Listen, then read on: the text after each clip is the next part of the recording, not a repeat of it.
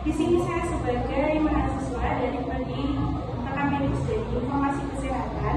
Pada kesempatan kali ini saya ingin melakukan penyuluhan mengenai pengelolaan rekam medis elektronik. Dimulai saya akan memperjelaskan mengenai pengertian dari rekam medis elektronik. Rekam medis elektronik merupakan rekam medis yang berbasis digital yang mampu menyimpan data secara elektronik dan mampu menggantikan rekam medis yang berbasis kertas. Seperti yang kita ketahui sebelumnya, bahwa rekam medis ini dulu dicatat secara manual atau dituliskan menggunakan tulis tangan.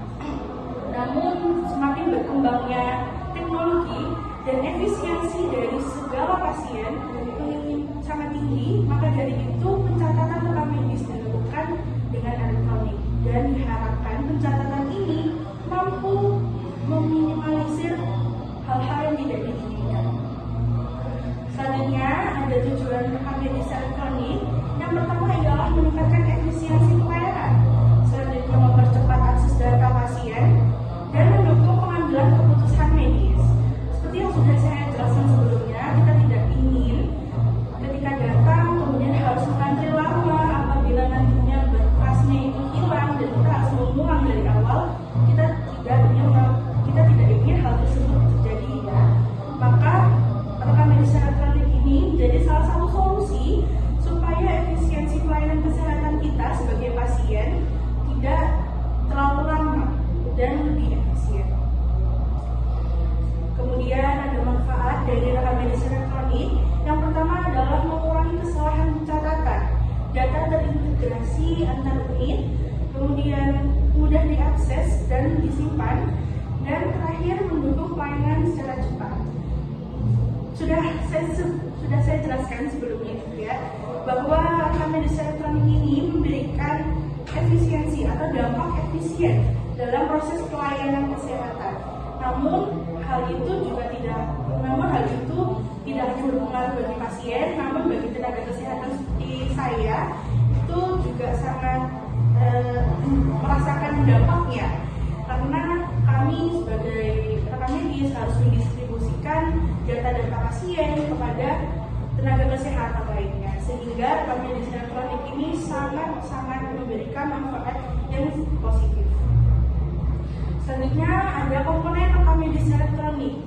Mungkin para hadirin sangat kebingungan atau mungkin perlu atau kepo tentang apa saja yang akan dituliskan dalam rekam medis elektronik ini. Sebetulnya isi atau komponen dari rekam medis elektronik pun tidak jauh berbeda dengan rekam medis yang ditulis secara manual atau menggunakan tangan. Mungkin isi dari rekam medis elektronik itu mencakup yang pertama ada data identitas pasien, selanjutnya ada riwayat penyakit, hasil pemeriksaan, tindakan medis, dan obat dan juga terapi. Jadi tidak jauh berbeda ya dari rekam medis yang ditulis secara manual. Hanya saja penulisan rekam medis elektronik itu jauh lebih cepat. Baik, selanjutnya ada proses pengelolaan rekam medis elektronik. Mungkin bagi hadirin sekalian masih merasa kebingungan, apa ya? Bagaimana kita sebagai tenaga kesehatan itu mengelola rekam medis? Sudah banyak pasien yang datang perharinya, lalu bagaimana kita harus mengklasifikasikannya?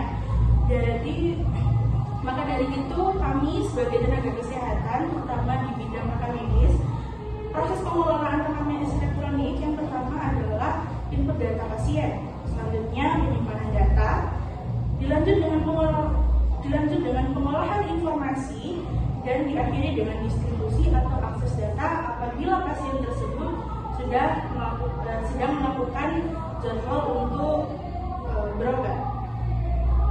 Kemudian keamanan medis elektronik.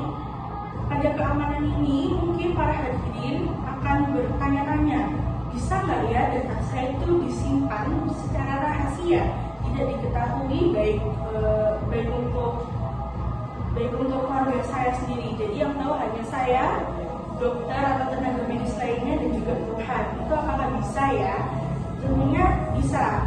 Maka dari itu keamanan rekam medis elektronik ini yang pertama